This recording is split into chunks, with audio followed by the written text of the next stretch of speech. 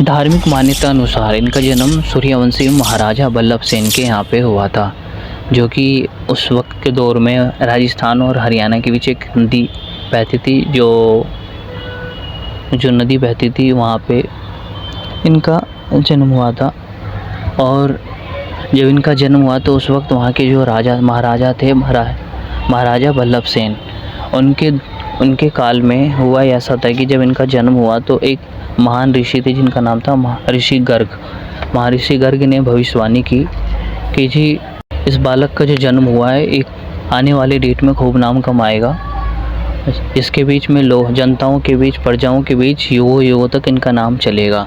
जब ये बड़े होंगे तो इनके राज्य में एक नई राज्य की स्थापना करेंगे और नई शासन व्यवस्था को लागू करेंगे, जिससे ये लोगों के दिलों में हमेशा युगों तक अमर रहेंगे। फिर आज उनकी भविष्यवाणी सच हुई, क्योंकि आज भी हम महाराजा अग्रसेन के बारे में सुनते हैं इतने सालों के बाद भी।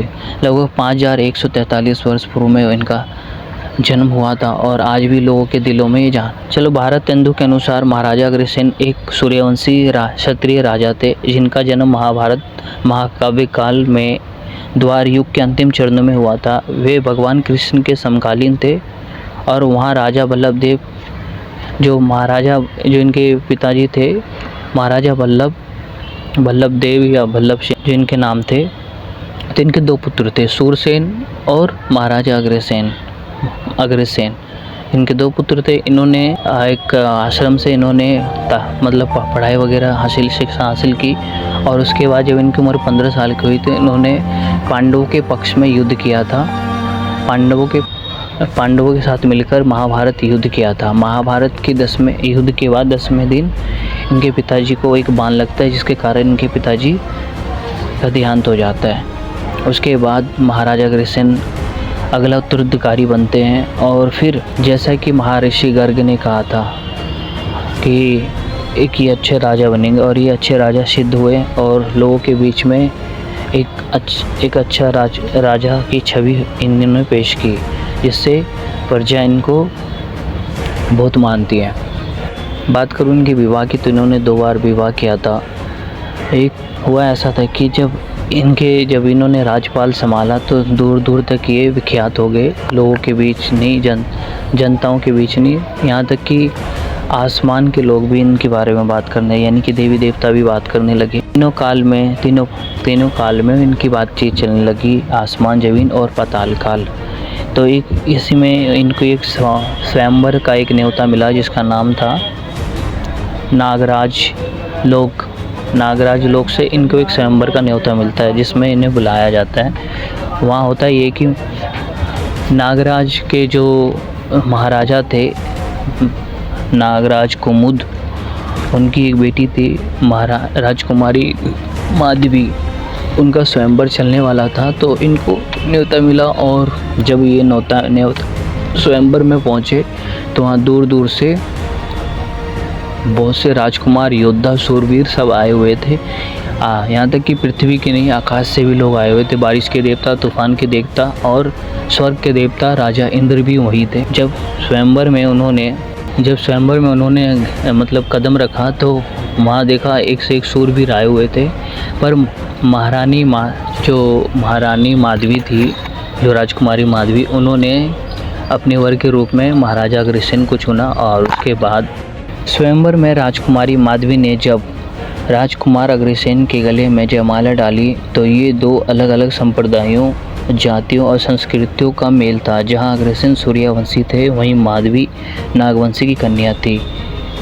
इस विवाह के जलन से और गुस्से से आपे से बाहर हो गए राजा इंद्र और उन्होंने फिर निर्णय लिया कि फिर अब कभी प्रताप नगर में बारिश नहीं होने दूंगा, जिसके कारण जो हुआ चारों ओर तबाही मच गई। अकाल से पक्षी, पशु और मनुष्य तड़पने लगे, जिससे देखकर सूरसेन और महाराजा अग्रसेन ने युद्ध करने को सोचा।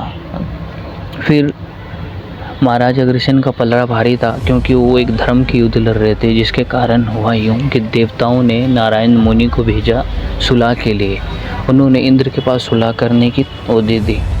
जब फिर कुछ समय के बाद फिर से ये दोबारा घटना हुई, तो महाराजा अग्रसेन ने अपनी प्रजा की खुशहाली के लिए वो काशी गए और वहाँ पे काशी नगरी जाकर उन्होंने शिव जी की घोर तपस्या की, जिससे भगवान शिव ने प्रसन्न होकर उन्हें माँ लक्ष्मी की तपस्या करने की सलाह दी।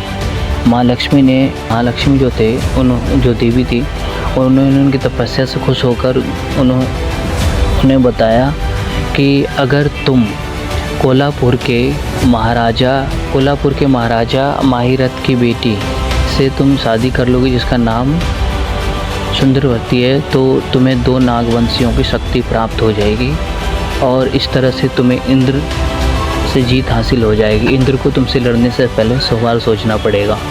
तो अपनी प्रजा की खातिर उन्होंने राज्य और प्रजा की खातिर उन्होंने दूसरा विवाह किया था माता राजकुमारी सुंदरवती से। और दूसरा जो देवी ने बताया था कि तुम क्षत्रिय धर्म छोड़कर वैश्य धर्म को पालन करो और एक नई राज्य की स्थापना करोगे तुम। राज्य की स्थापना वहीं करना जो वीर भूमि हो। अब जब ये राज्य की स्थापना करने जब उन्होंने बोला कि नई राज्य की स्थापना करेंगे, तो उन्होंने ये तो ठीक है राज्य की नई स्थापना हो जाएगी, लेकिन वीर भूमि की तलाश कहाँ करेंगे। तो ये थोड़ी इनके लिए चुनौती भरी थी। ऐसे जब उन्होंने मतलब शादी वगैरह किया तो उन्हें 2 नागवंशियों का शक्ति हासिल हुई और फिर वे युद्ध जीतने के बाद एक नई राज्य की स्थापना करने के लिए पूरे भारतवर्ष में भ्रमण किया। और इस दौरान उन्हें एक जगह एक शेरनी एक शावक को जन्म देते दिखी। कहते हैं जन्म लेती शावक ने महाराजा अग्रसेन के हाथी को अपनी माँ के लिए संकट समझकर तत्काल हाथी पर छलांग लगा दी। उन्हें लगा कि ये देवी संदेश है और जो वीर भूमि उन्हीं पर, तो वही वीर भूमि जिसके बारे में माता देवी लक्ष्मी ने मुझे बताया था। और फिर उस जगह का नाम अग्रोध्य रखा गया और जहाँ उस शावक का जन्म हुआ उसे अग्रोध्य का राजधानी अग्रोहा रखा गया। इस तरह से इनके राज्य में खुशहाल और शांति और कभी लाचारी भुखमरी नहीं हुई। इस तरह से महाराजा अग्रसेन हमेशा के लिए सदा लोगों के दिलों में अमर रह गए। और इन्होंने बलि वगैरह प्रथा पे रोक लगाई थी। तो यही था जो दोस्तों महाराजा अग्रसेन की हिस्ट्री। आशा करता हूँ आप लोगों को अच्छा लगा होगा। अगर थोड़ा बहुत वीडियो अगर आपको लाइक लगा हो तो प्लीज़ सब्सक्राइब कर देना। Thank you. फिर मिलूँगा एक नई वीडियो के साथ। जब तक के लिए धन्यवाद।